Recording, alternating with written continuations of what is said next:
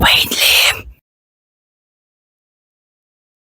So hello guys, welcome back to my channel, and it's about time that I've done a second-hand car review. So what I have here today is the 2017 Toyota Land Cruiser Prado VX, and finally, I'm driving a Land Cruiser on my channel. And again, I would like to thank my friend behind the camera, Lord of the Wade Lim jokes, John Jeremiah C, for making this all possible. Now, what do we have now with this Land Cruiser Prado? So this is the top of the line VX model, equipped with the, I should open this first. Don't mind the music. Now, I was not expecting this engine, having no knowledge before with Land Cruisers. So I was expecting this to have the 2.8 liter turbocharged diesel engine, but what we get here is the one you can find too in the FJ Cruiser. This is the 1GR FE engine. So this is a 4-liter naturally aspirated V6 engine mated to a 6-speed automatic transmission. Now, I know I'm biased with the V6. However, hopefully soon, I know you're watching, I think we can have our hands on the diesel engine. So stay tuned for that. And being a 2017 model, I was expecting this to be all halogen lights. Your high beams are still halogens, but you still have LED fog lamps and all that. Now here on the side profile of the Land Cruiser, it's your typical Land Cruiser, but it's not like that of the 200 series, aka like Wade Lims. And then all of these are disc brakes all around. To my surprise, I've just driven here around in the village, pretty sharp with its brakes, despite being a very large vehicle.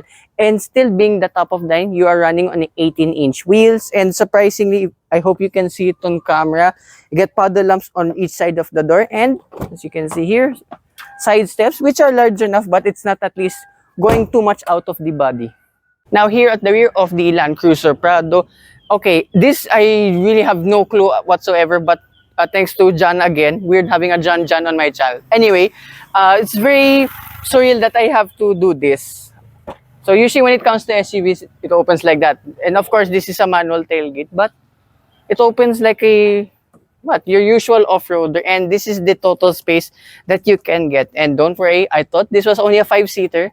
It's a 7-seater. So you can fold it up or down using these 2 buttons here. And they're so brand new, they're still wrapped in plastic. So yeah, you know the type of owner who's already driving this. And of course, you can double it once you fold all of the seats down. And I never knew this about the Land Cruiser Prados itself. You see this button here? It's a split glass type of thing. So this would be a very ideal camera car, if ever. And very unique with this Prado, I've never noticed, like ever until I shot this car, you have a wiper here that hides in the spoiler itself. So this is the interior of the Land Cruiser Prado. Finally, I'm in a Land Cruiser. Apologies, that's the auto LED lights doing its thing. I've been told this is a usual Land Cruiser thing. So if I turn this on, then it can shut up now. And here you have a tachometer and speedometer with the TFT display right in the middle, which displays all of your important stuff. And to my surprise, being a Land Cruiser Prado at this model here, you have a very small screen, yeah, with some bits here and there like for Bluetooth and all that. But you have a reverse camera and with rear parking sensors, which I don't mind since this is a very big vehicle anyways. Here in the door card, pretty standards, all plastic, but you get leather soft pads here for your elbow. Of course, being Toyota, the durability and quality, you don't have to question it anymore. Steering wheel, pretty standard for your volume controls and for your instrument cluster adjustments. This little thing over here is actually for your cruise control stuff, which is nice. And you get tilt and telescopic functions for your air conditioning controls, all physical buttons, keyless start here, along to with an electronic stability control. Despite being a top of the line, yeah, there's a few blanks that I've seen here and there, even here on the left side. At least majority, they are still functioning. And further down, you got a cubby space over here. Then for your diff locks and 4x4 modes just down here below. And there's not even a 2-wheel drive function, if not mistaken, which, I mean, of course, being a Prado, the 4-wheel drive will always be active. And yeah, 2 more blanks here. Gear shifter, I love it. It has this nice wooden trim. There's sport mode, which hopefully we'll try out later. Manual handbrake, seat heating, only no seat ventilation, sadly, but it's fine. Glove box, that's pretty large. You can fit almost your entire house in there, I guess. Seats here, I love all of the cream trims and gives it again more of the luxury side since now being a Land Cruiser. Center console box, there's two of them. You get one small one, and then pull this up, you get one big one. Above here, you get halogen lights. Mirror here, so you can see all the way up to the third row. Visor, you get the vanity mirror with light on either side. I already see the impending doom. They don't extend, but you get extendable covers here. I'll give that a pass. Yeah, so pretty basic for this Land Cruiser Prado, but not so bad for back in the year of 2017.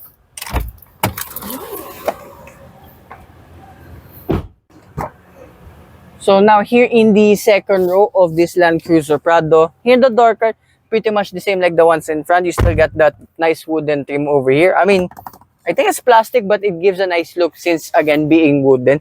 And the space here, this is my driving position. Almost can stretch my feet all the way forward. I don't want to put my feet near the seats itself. But the knee room, of course, is almost infinite.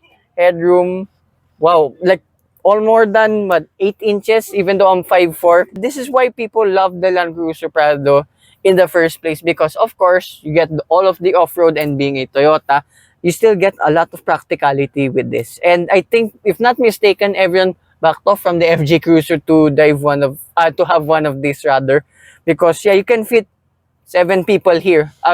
Sorry, I will not be able to do a third row test. Of course, with respect only with the owner itself. But nice, you still get 2 map pockets. They're ladder mixed with net storages on either side.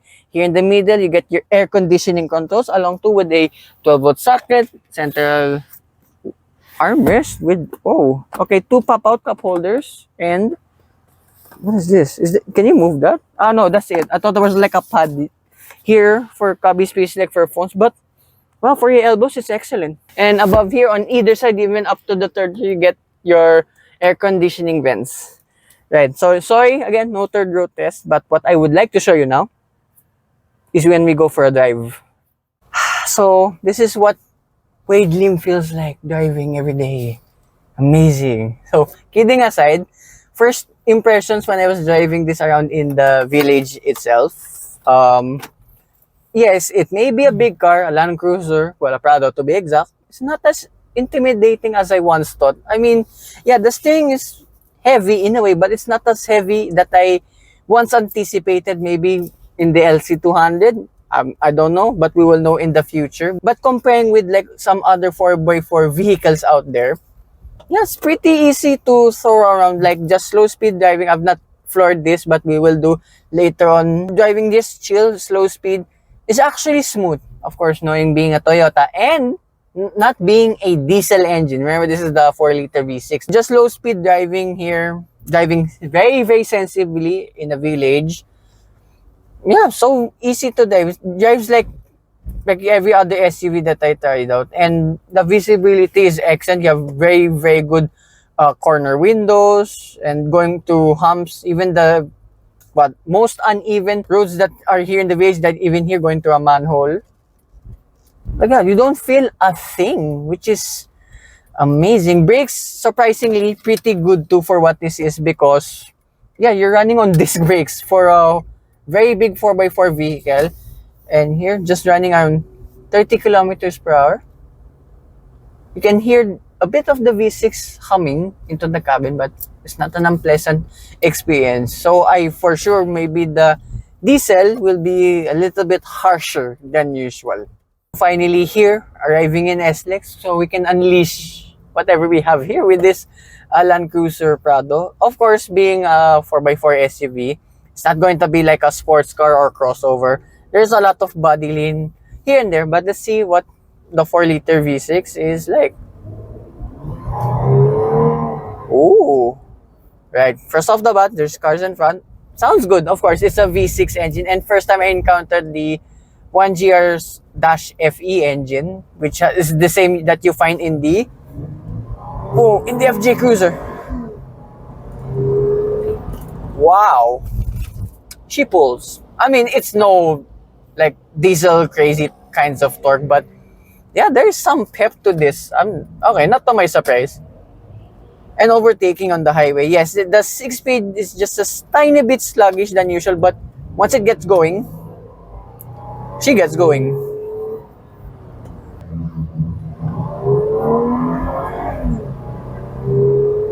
Wow, that's so smooth. Yeah, the 6-speed is not the fastest thing in the world, but it will get you there. Pushing this a bit more than usual. NVH, okay, is alright too. Not much tire noise, wind noise going in here in the cabin. I was already like at the national speed limit itself. Yeah, just does the job really, really well. You can hear a bit of what? Some loud motorcycles and loud cars passing by here in the expressway. Yeah, the windows, I wish were a bit thicker than usual. I mean, they're thick in general, but yeah, I wish that was that's something you can improve on if you want to modify this. And I will really commend with this is the ride. It's something else. Then pushing a bit to its paces. Yeah, there's a lot of body lean. It is, yeah, it's pretty much given for a big 4x4 SUV. And then if you're trying to pull this thing, hold on, I'll just pull over right here. I just found it out too. Of course, you can see in the gear shift there is sport mode, but there is no second gear pull. But you can do it here in the instrument cluster. And then here, floor it.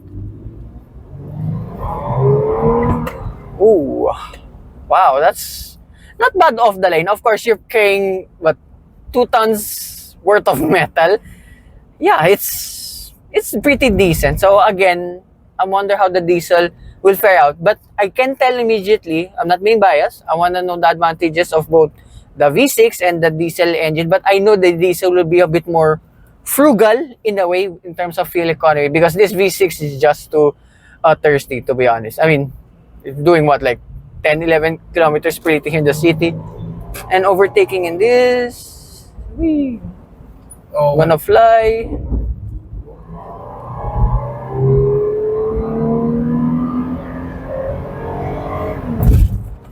Wow, that brakes are really strong. Wow, not bad for a big car.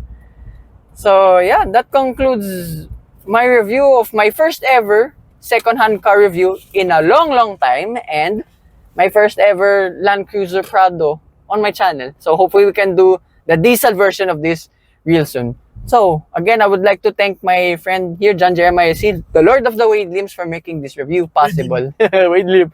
So hope you guys like and subscribe, and I will see you with more second-hand car reviews coming right up. Bye-bye.